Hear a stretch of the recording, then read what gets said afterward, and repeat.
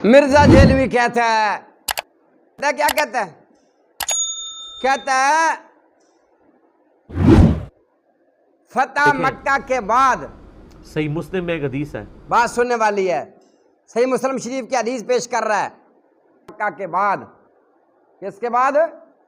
فتح مکہ کے بعد جب حضرت سیدنا ابو سفیان رضی اللہ تعالیٰ عنہ مسلمان ہوئے نا، ہم قبول کر لیتے ہیں فتح تو مکہ کے مسلمان موقع پر، ان کے ساتھ بیٹھتے نہیں تو تھے نبی اسلام سے آ اور کے نہ ان ریکویسٹ کو کرتے ہیں، دیکھتے۔ یا رسول اللہ صلی اللہ علیہ وآلہ وسلم، حدیث بیان کر رہا مسلمان ہے۔ تو نہ مجھے اچھی اور نظر پتہ سے کیا دیکھتے ہیں کہتا نہ ہے؟ میرے پاس بیٹھتے کہتا ہیں۔ ہے پھر حضرت ابو سفیان رضی اللہ تعالیٰ عنہ نے رسول اللہ صلی اللہ علیہ وسلم سے درخواست پیش کی، کیا کہ اللہ کے حضور صلی اللہ علیہ وسلم، میری بیٹی ہے جو حسن و جمال والی ہے، خوبصورت ہے، آپ اس کو اپنے نکاح میں لے لیں۔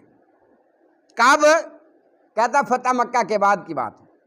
اچھا، زمیل کہتا ہے، حدیث کا راوی ابو زمیل کہتا ہے اگر یہ خواہش نہ کرتے، کون؟ حضرت ابو سفیان، تو پھر کیا نہ ہوتا؟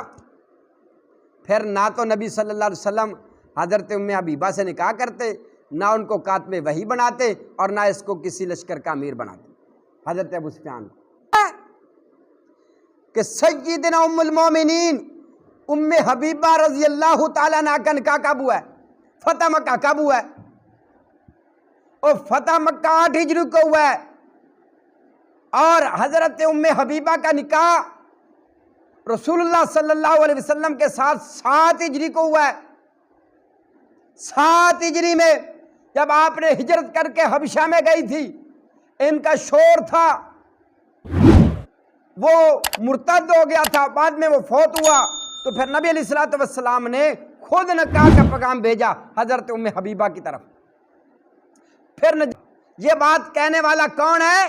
خود امی جی ام المومنین ام حبیبہ رضی اللہ تعالیٰ عنہ کہہ رہی ہیں، کہتی ہیں پھر مدینہ کی طرف آ گئے تھے۔ کتنا بڑا دھوکہ دے رہے ہو، یہ سنن نسائی کی حدیث ہے، مسند احمد کی حدیث ہے۔ امی جی ام المومنین خود کہہ رہی ہیں، تمہیں ایک راوی پر، ابو زمیل راوی پر تو یقین آ گیا کہ انہوں نے یہ بات کہی، امی جی ام المومنین پر یقین نہیں ہے تمہیں؟ جو حدیث ہے سنن نسائی کی، مسند احمد کی، اس پر یقین نہیں ہے؟ امی جی خود کہہ رہی ہیں کہ میرا نکاح تو اس وقت ہوا تھا جب ہم حبشہ میں تھے، پھر ہم مدینہ میں آ گئے تھے۔